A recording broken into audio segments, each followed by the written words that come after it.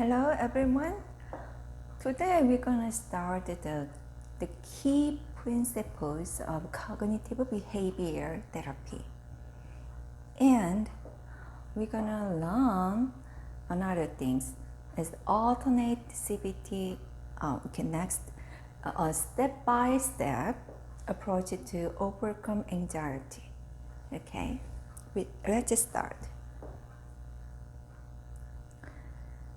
The principles of cognitive behavior therapy.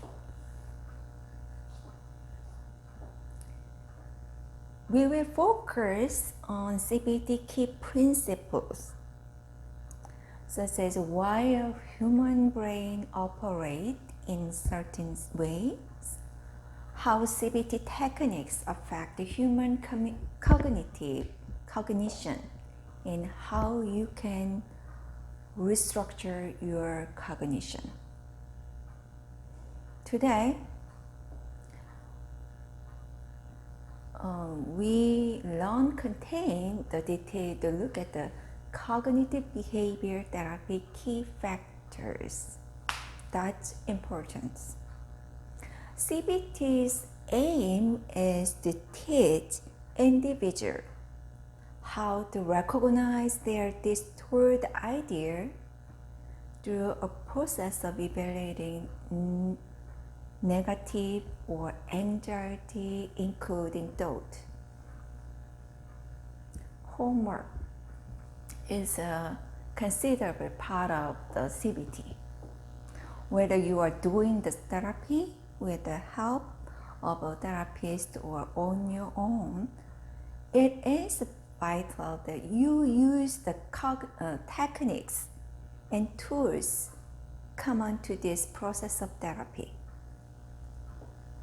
If you don't make daily use of these methods, you won't be able to improve.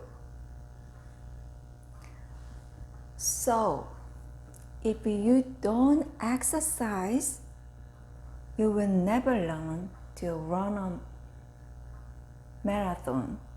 And if you don't complete your homework therapy, you won't able to gain a healthy cognition. So homework is important. Okay?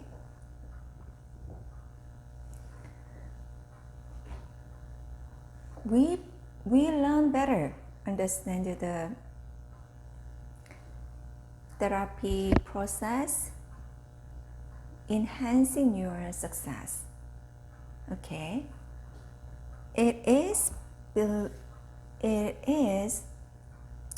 belief that human brain abnormality is a result of cognitive distortion about us, others, the future, or the world as a whole.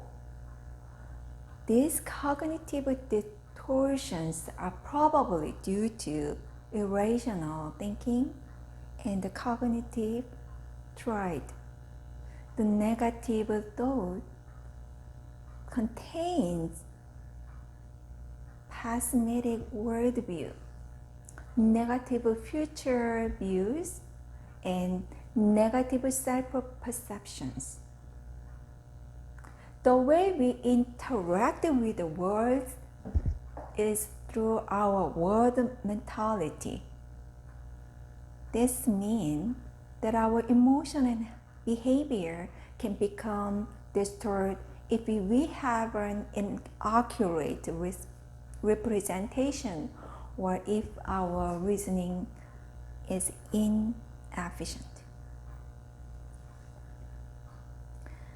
Dr. Albert Ellis described many forms of simple, unrealistic beliefs, like including the belief that past history significantly affect the current,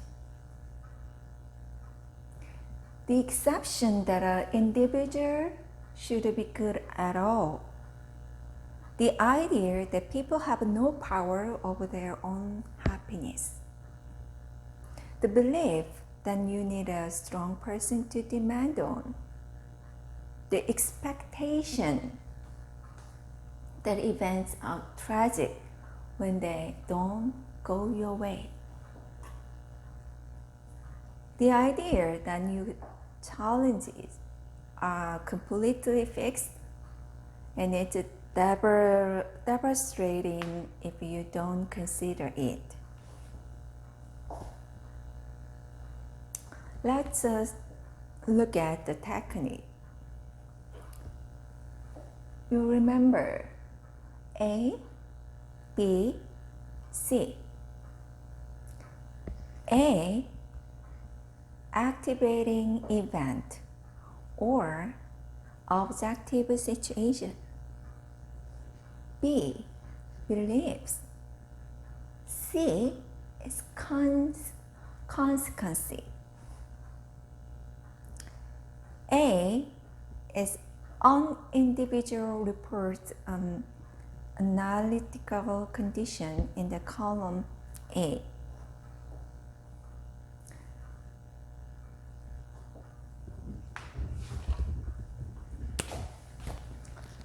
A column, B belief column, C consequence column. Activating event, beliefs, consequences. On individual reports on analytical condition. This in the column A. A person is in column B. Write down whatever negative ideas or thoughts happen to them. C.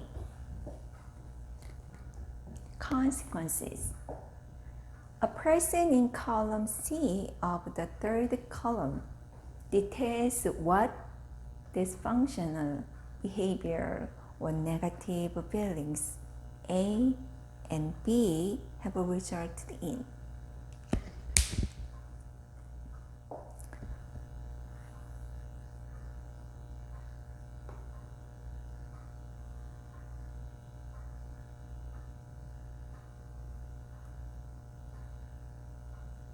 Okay. Let's look at the anomalies found for the 15, okay? First, filtering, okay? Filtering, black and white thinking, overgeneralization, conclusion jumping, catastrophizing,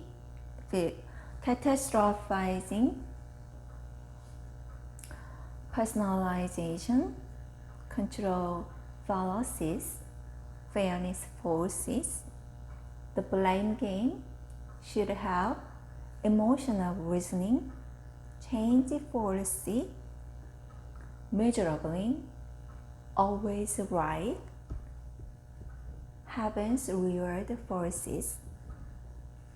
That's 15. Anomalies. First, filtering.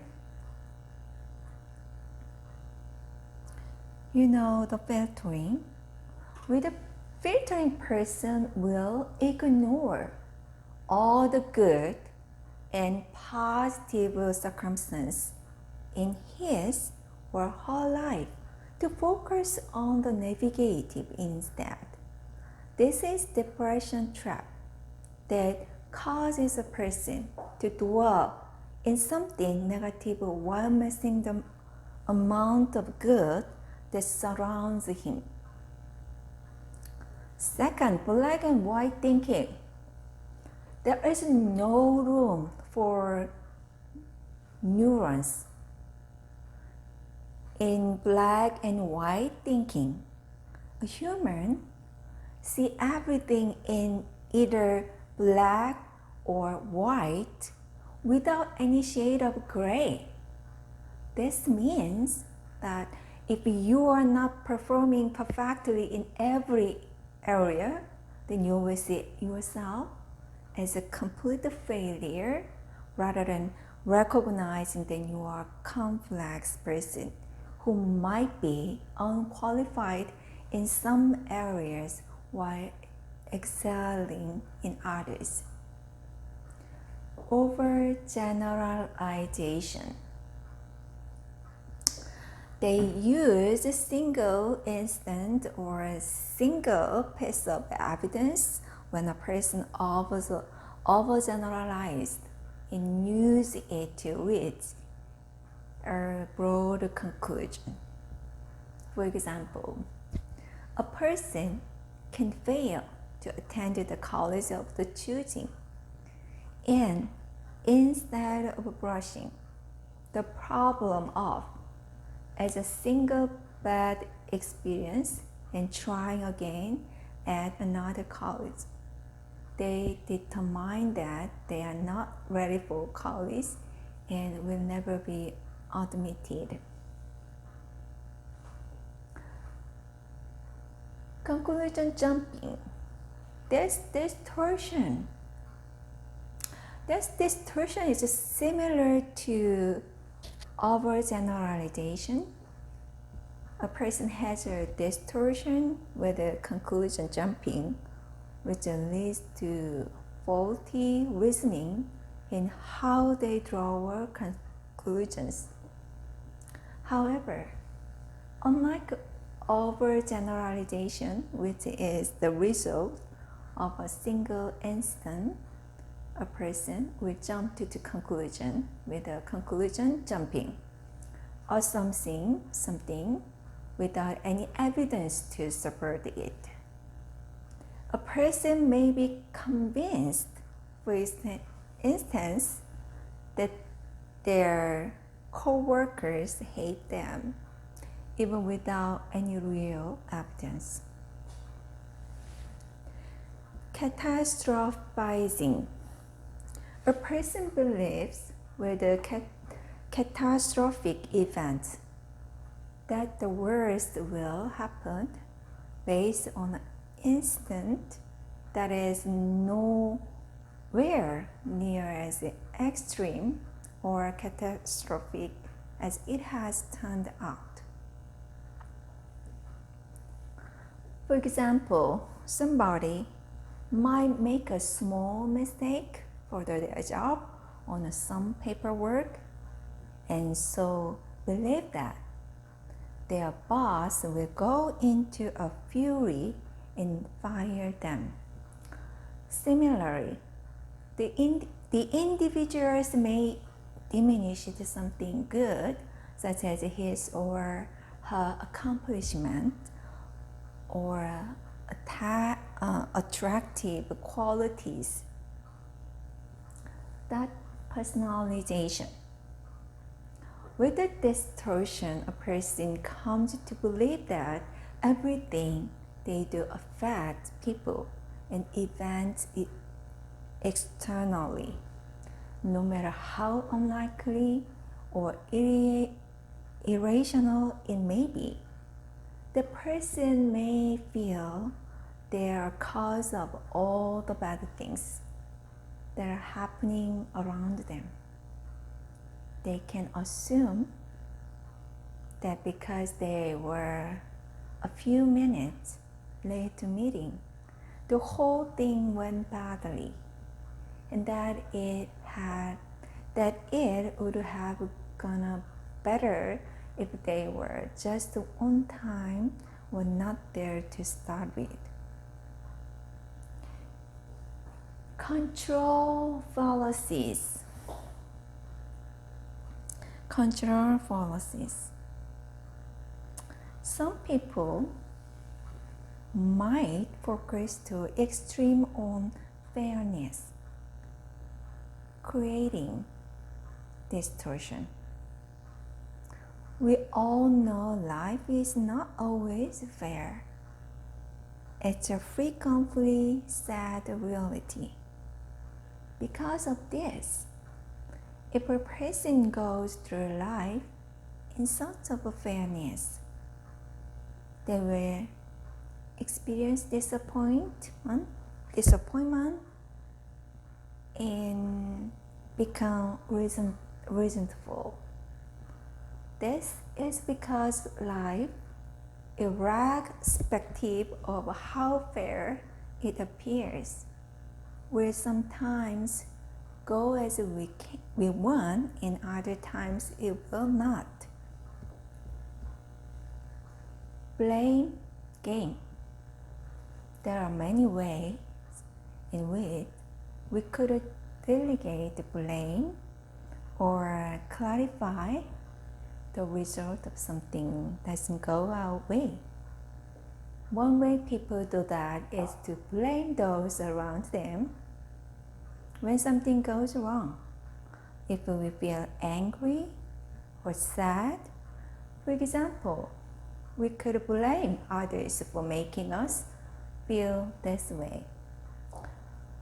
Yeah, this is another cognitive distortion, as it is only we who are reasonable for our emotions and actions that no one else is responsible for.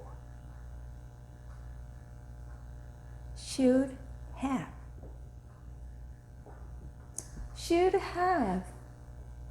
applied to how we think we would act and others too.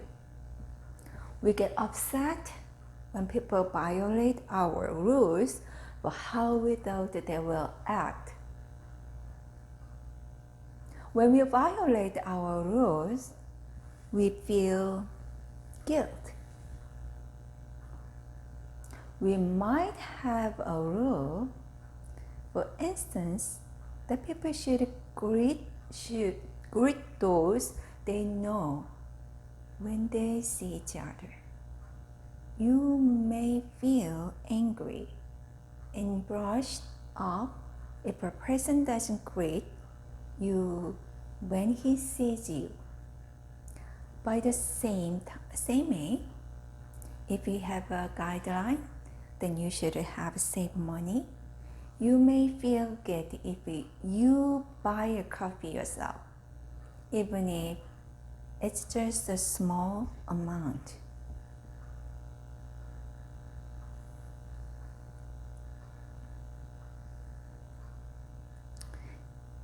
Another thing is emotional reasoning.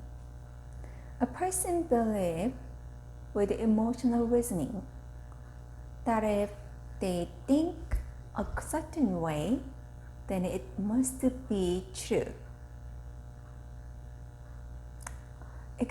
For example, at the moment they may feel hideous, boring, awkward, because they think they are truly ugly, boring, and awkward. Simply put, they think it's automatically true, whether they notice it. Furthermore, if we have a rational intellect, we should be able to recognize that our feelings do not always reflect what a situation's objective truth is. Change policy.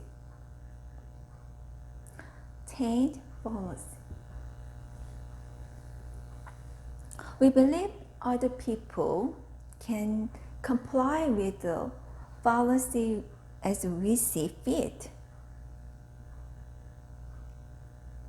They also attaches to the belief that our happiness depends on others, and that if these people are unable or unwilling to change, then they prevent us from attaining happiness. For two reasons. That distortion is harmful. Secondly, because It makes us believe we are not responsible for our own success, that it is in other people's control. Second, because it leads us to try and take control of other people's lives.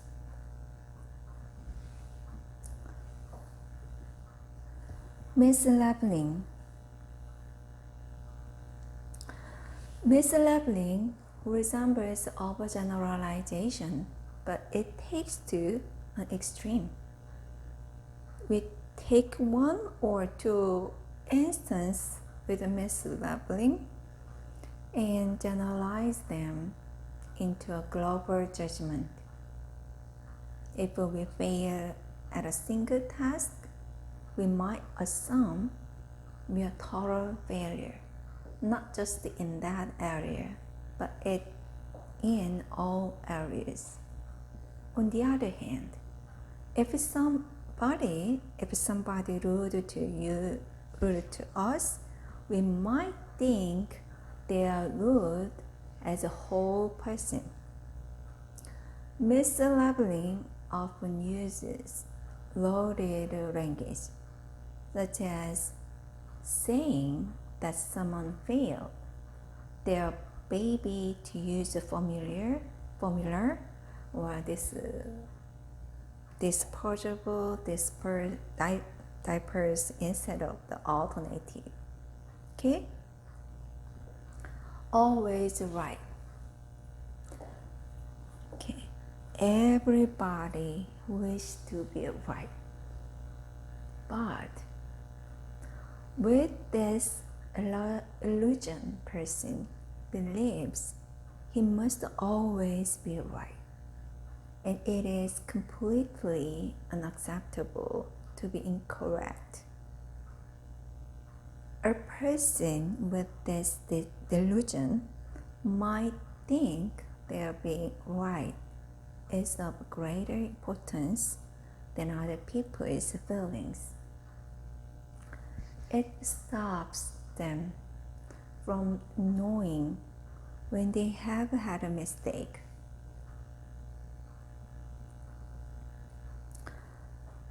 Last things happens weird fallacy. The final illusion include a person hoping to be praised for self-denial or sacrifice. We can call it karma, or by another name, believing that for their good deeds, this will always reward them. This can lead to bitterness when a person receives no reward.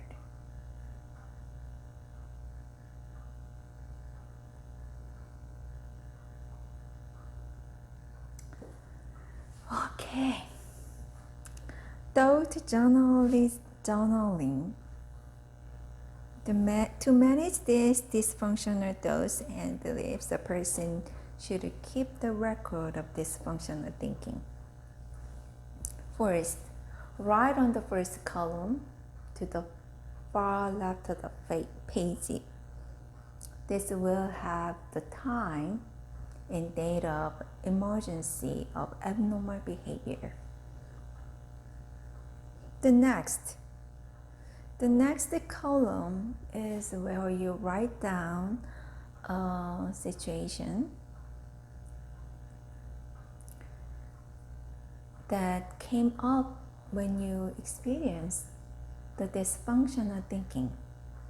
Here you need to go into as much detail as you can. In the third column, you will write down automatic dysfunctional thoughts you've had from a scale of 0% to 100%, along with how much you believe this thought. You will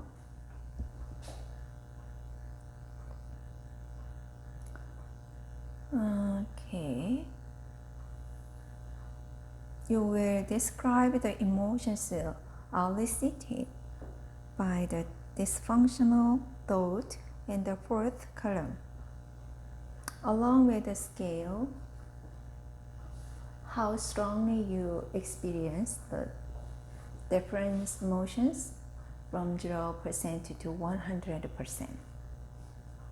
In the fifth column,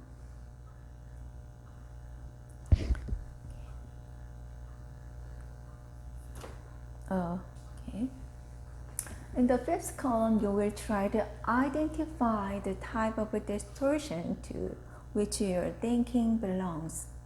To identify yours, you will need to use the list of 15 distortions. We learned that. Is it falsy to change? A game of blame? Filter? Go through the list and write down where your distortion most suit. This is important since it will help you detect patterns and find out which distortion you are most likely to experience. You will replace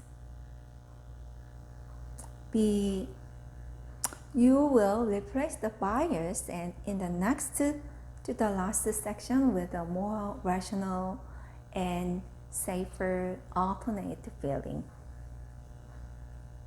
You will detail the outcome of exercise in the final column. Were you able to confront your dysfunctional thoughts by filling out this journal? Were you in a position to create more rational thinking? Has your negative feelings or thoughts been diminished? Fact-checking.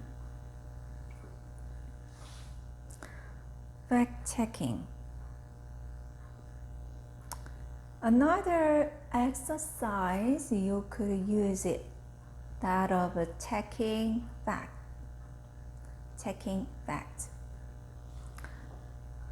Since we have a habit of believing that our thoughts are true, this exercise helps us to determine whether or not our fears are factually backed up.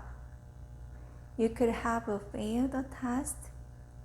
That's one fact. That doesn't say, however, that it's a fact. You are dumb.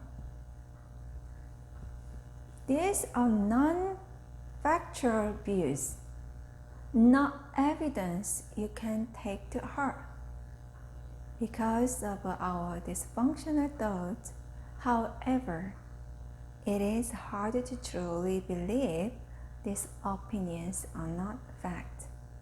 Whenever you struggle with the dysfunctional thoughts or intense emotions, try to complete the checklist of a fact.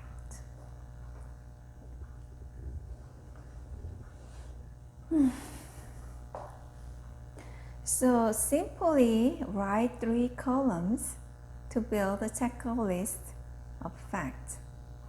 You will write the statement in the first column, which we will list in a moment. The second column is to add a check mark excuse me, or all the real statement. The final column is for applying a check mark to any false statement. Once you fill out this list, you simply check either the right or the incorrect column when you read the list down. Now, let's get the statement you will add to first column. Like that. I am bad person. That's first column. I am selfish. Nobody likes me. I am single. I'm overweight. I will be single forever. I dislike my job. I'm not good at my job. You write down the first column.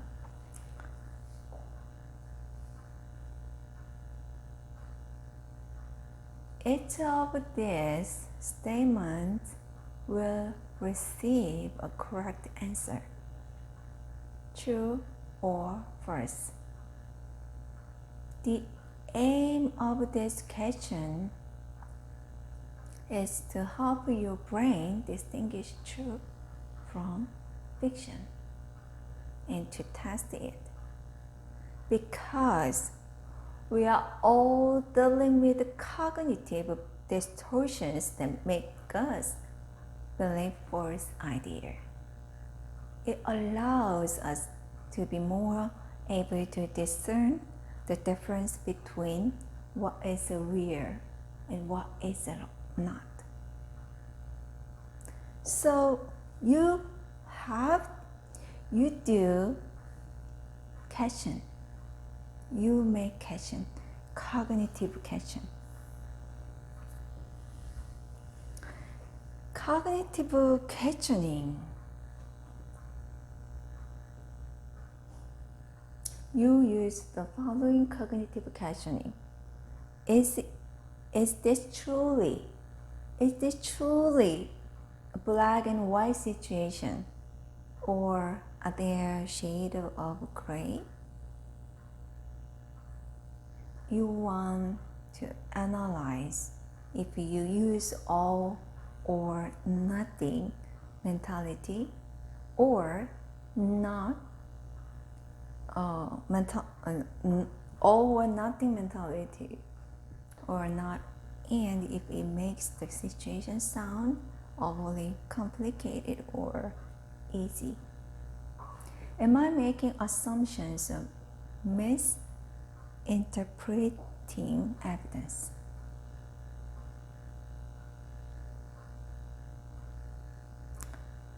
Okay.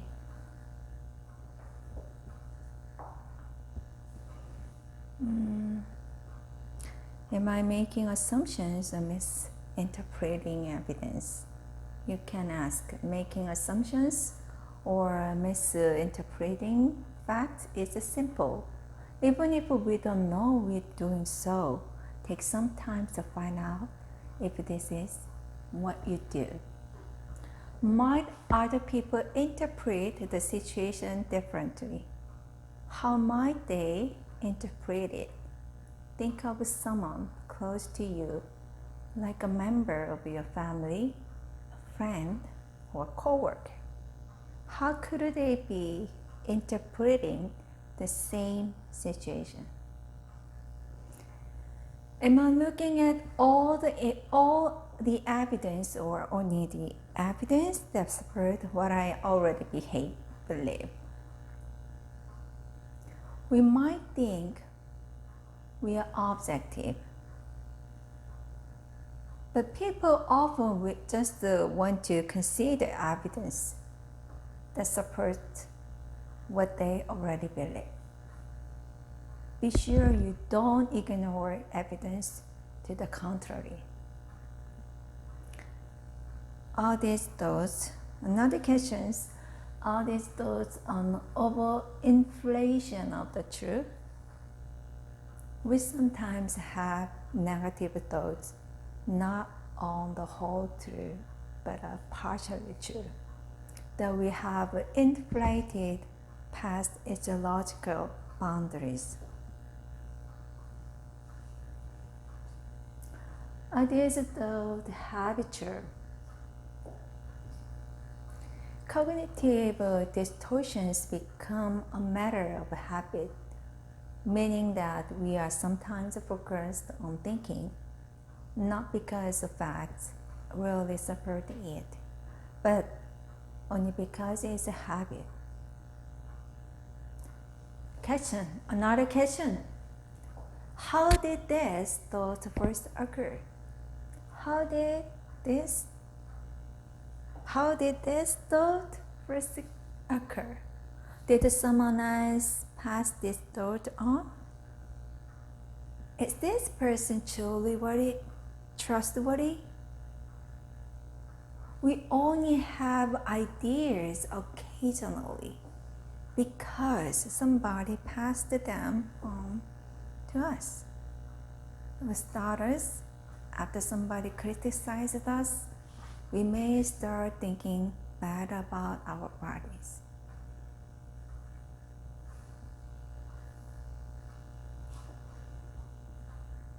Another, we're gonna learn that a step-by-step approach to overcome anxiety and depression.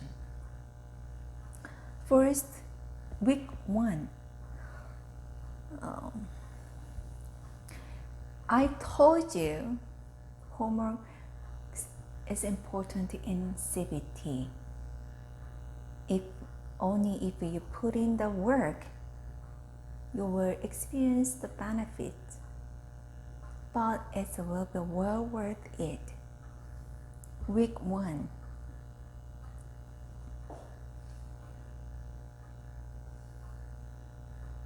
Homework. There are meaning in the term cognitive behavior therapy. The word cognitive refers to our thoughts and refers to our actions as behavior. This is important to understand because our thoughts and actions affect our feelings, making our mental health either worse or better. Look at these 2 examples. You are waking feeling depressed or anxious, so you are thinking, I am feeling so bad today. I'm going to skip my session today and just do it tomorrow. When you are depressed or anxious, you understand the therapist's value, thinking, yeah, I don't feel like doing my treatment, but it will actually make me feel better. I will do it. Okay? One more time. It's very, very important. Okay? You will break the cycle of depression, anxiety, by taking the second option and choose to improve your mental health.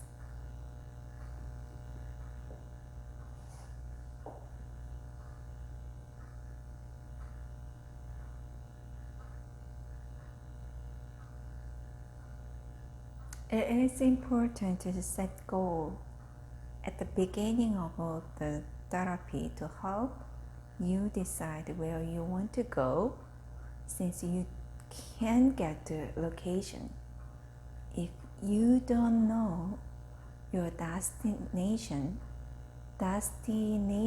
first. Customize these goals to match the particular situation, as it will have its own goal. For example, one person may have the goal of reducing suicidal ideation, while another may want to reduce their social anxiety by 50%. Use these milestones as guidance and then tailor them to suit your needs. Reduce depression, anxiety feelings by 50%. Reduce the amount of time I'm depressed, anxious by 50%.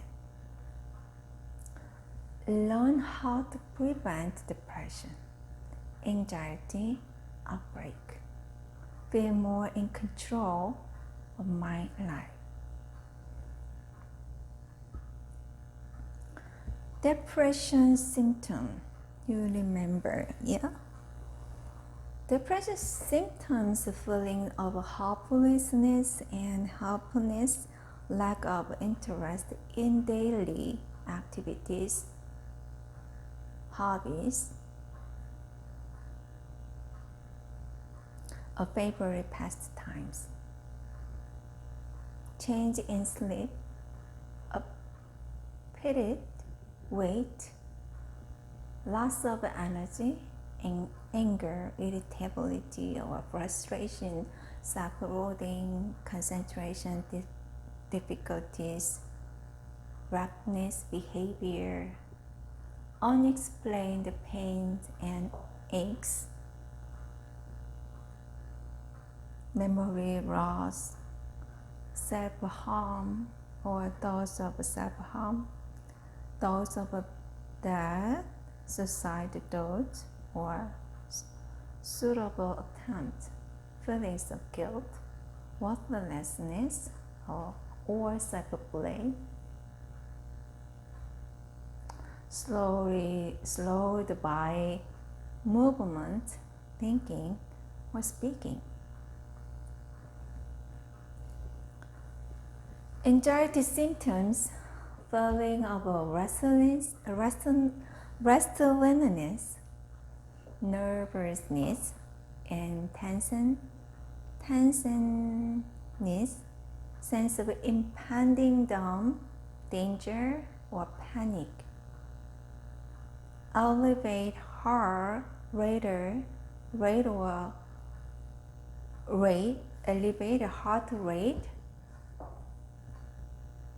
excess sweating, rapid breathing, trembling.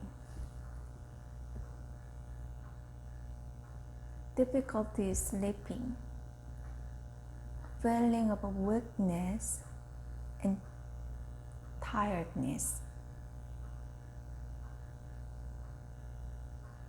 Chest pains, sense of choking, dizziness, feeling as if you were detached from the world, chills or hot flashes, irrational fears of dying,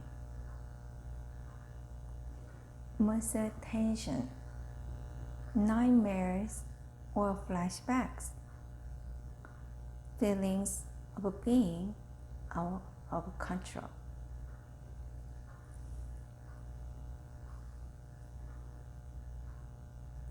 After resting, I told you the symptoms list of depression, of anxiety. You want to further analyze how those symptoms affect you in your everyday life. When you are anxious or depressed, what thoughts go through your mind? What do you do when you are in anxiety or depression? How do you communicate in nervous or distressed way with people? What kind of anxious or depression do you think is the cause?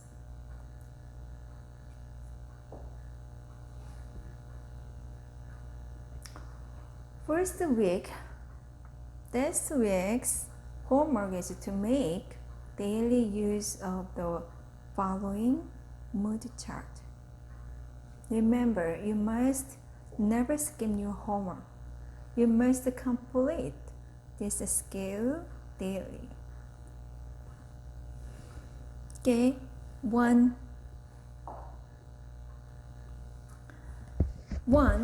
This is potentially the worst mood. 10. The best possible mood. 5. Averaging mood.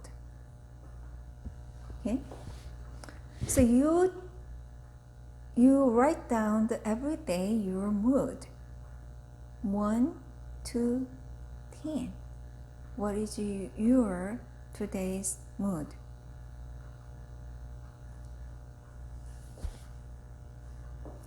Week 2. I am never going to get better. You might say, if I do CBT, I am at least trying to get better. So you have to look at that and check. Flexible and inflexible thinking. That's examples. Inflexible thinking. I'm always cold. Flexible. I'm sometimes afraid in some situations. Inflexible. I hate myself. Flexible. I can run to love myself. Inflexible. Sometimes terrible will happen. Flexible. I don't know what the future holds, but I can handle it. I can handle it. Week 3. Week 3 homework. This week you want to actively focus on boosting your positive thought. Okay? Let's look at the ABC method.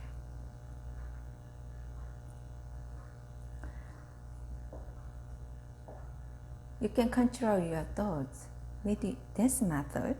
Turn negative thought patterns into something more positive or neutral. Let's look at the ABCD method. A represents or what happened, the activating event. B is for your belief or your thought. C is consequence of thought. For example, how it affects your mood. D is a manner in which you dispute a thought. Lesson is negativity and hold on to you.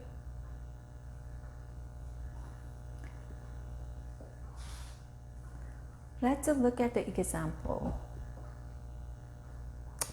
You feel depressed. A.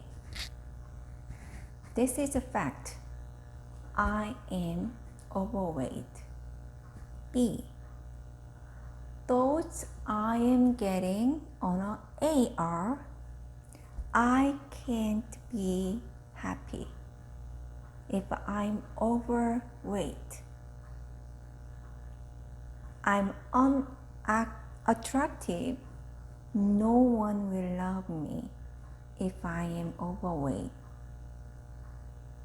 C. Depression is the product of feeling this way. D.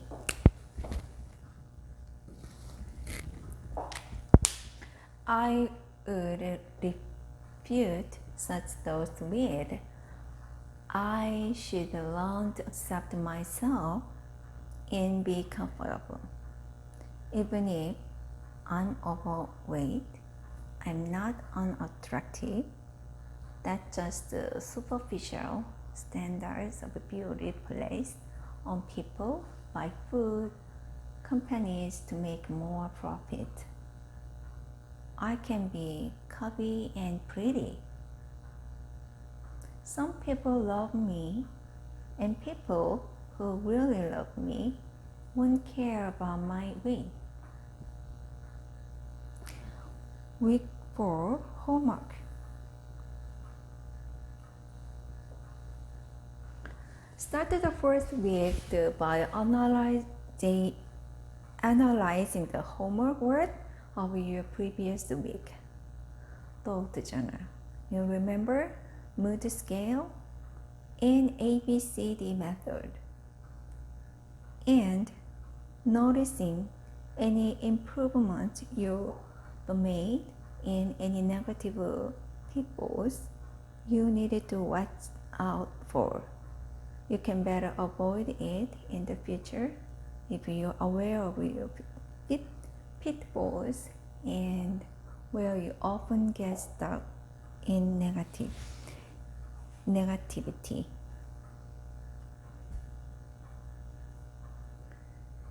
I should do everything perfectly. That's a common thought worsen a person's anxiety and depression. I should do everything perfectly. I want everyone to love me. Everyone should approve of me. Everything will be ruined if I don't do this perfectly. I need to worry about bad things that might happen so I can prevent them. I can never be happy if someone does not love me. I'm unable to change who I am. I was raised this way. I should be in control of everything. People should do what I say. I have to be sad when people I love are having a hard time. Okay, like that. Okay, week 5. Consider the activities you enjoy, and one of the following is either inspiring, relaxing, mindful, meaningful, pleasant, rewarding.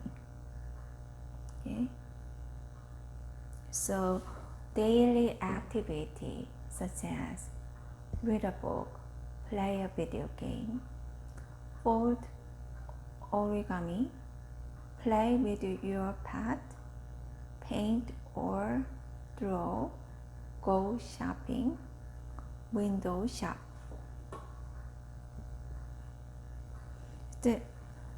That's a list. Yeah, look and read that. We speak out loudly. Okay? That's a daily activity. Week 6. Along with your previous techniques, ABCD method, journal of thoughts, and scale of mood, you begin to keep an account of enjoyable activities you do every day. Seek to do at least one fun thing every day. But it's better if you don't do a few things every day. Okay? 6. Week 7. Homework. Week 7 homework.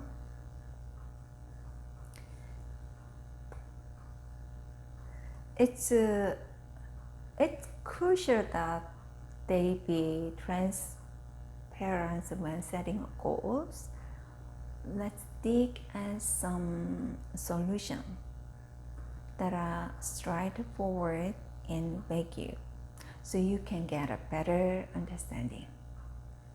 So practice weekly. Week 7, unclear and too clear. 자, okay. Unclear. A. Unclear. Be good musician. It's unclear. B. Clear.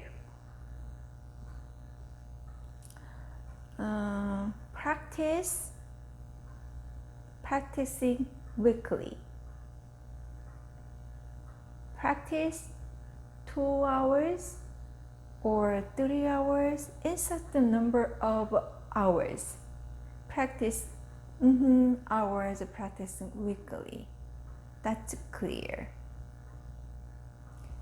Unclear. Be a happy person.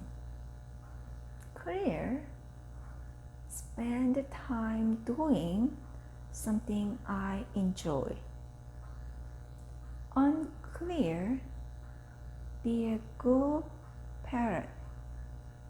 Clear. Spend time doing something activities with my child. Unclear. Be less depressed. Clear. Increase pleasant activities to reduce depression.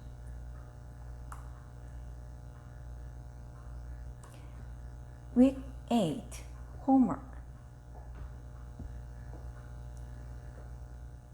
You can change it to the objective word by completing activities, making social contracts.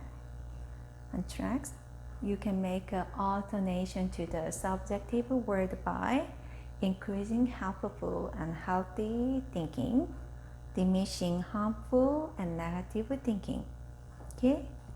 So week 9, homework, stay in touch.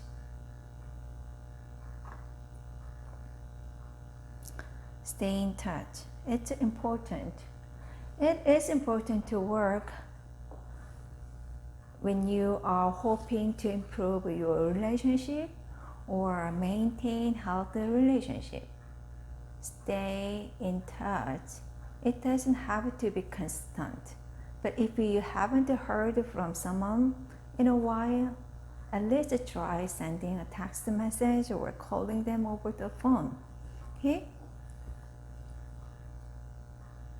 Be the one to go out and recommended meeting up for events or speaking. Do not allow negative feelings to get in the way. Such as they will say no, they're just saying yes to be kind. They don't really like me. They won't want to go out with me again. Learn how to be more assertive about your feelings and needs. Learn to set limits with others. Learn how to distance yourself from the harmful and negative relations. Week 10, homework.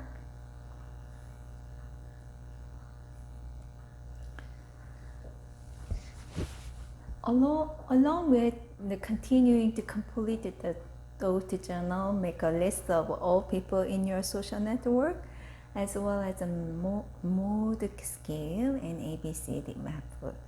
Find your association with each of them in turn after you write down the name of each person, deciding whether it is positive or negative link. If your relationship is overall positive, you can mark the person's name with a plus. But if the person's relation is more often negative, mark their name with a minus. Okay. You need to focus on certain aspects of each of these three areas of your life: your feelings, your thoughts, your behavior, your expectations. Think about your expectations. It's important to know what others might expect in return from you. What you expect from them. You don't want excessively high expectation, otherwise no one, you or they, can measure up. On the other hand, you don't want excessively low expectations, or else you don't give people the opportunity to prove themselves. Behavior.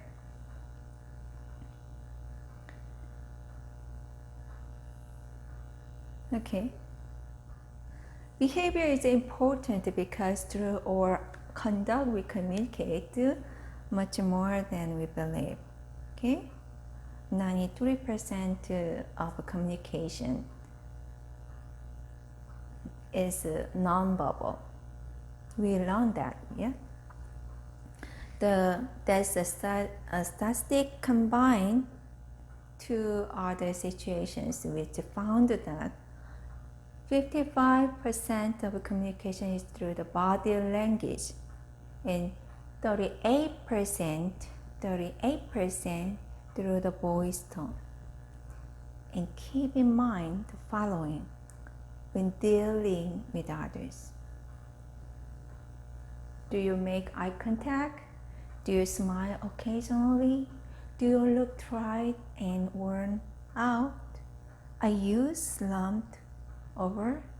Is your clothing and grooming appropriate for the situation? Is your speech too slow, too quick, too loud, or too soft? Do you show interest in what other people are saying? Do you criticize or ignore others? Do you complain frequently? Okay. Imagine a scene as if we were memory or a movie of you interacting with another person. So mental, try and imagine this mental exercise step by step, okay, in order to practice being assertive, like that, okay. Last week 11 homework. Do you feel intolerant of others? To any other thoughts? Do you feel intolerant of others? Have you any trouble trusting others? Do you feel other people are expecting too much of you? Are you worried about others? Your behavior around others. How do you help people feel comfortable around you? How do you show up to others? Do you do something assertive when you communicate with others? Remember, you are free and comfortable to share both positive and negative sentiments and thoughts with others when you are assertive. You are feeling people being around others. You know what made you feel good or bad either. Okay?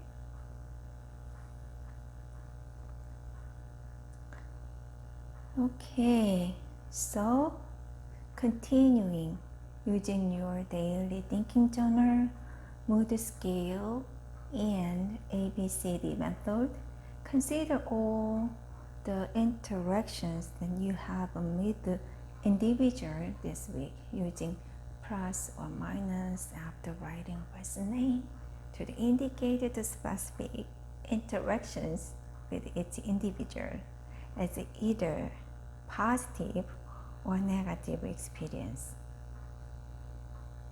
Okay, practicing change in your behavior, thoughts, or feeling while you are around others. Okay, talk about your social network. If you have a hard time trusting someone, you feel comfortable telling them why or not. Okay, they can provide a sense of stability and companionship.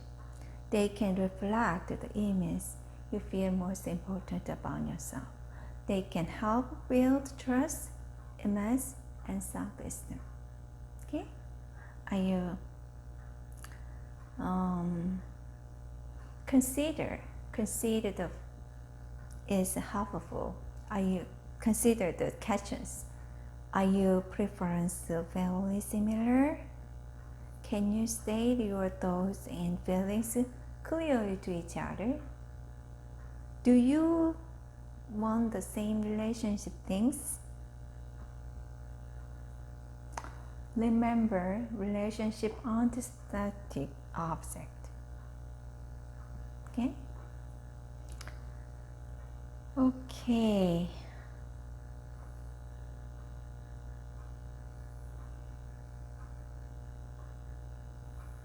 Okay, we're done. Next, we'll learn the alternative CBT approach and the secret, the step for a positive change. Okay, thank you. Bye bye. Next, see you.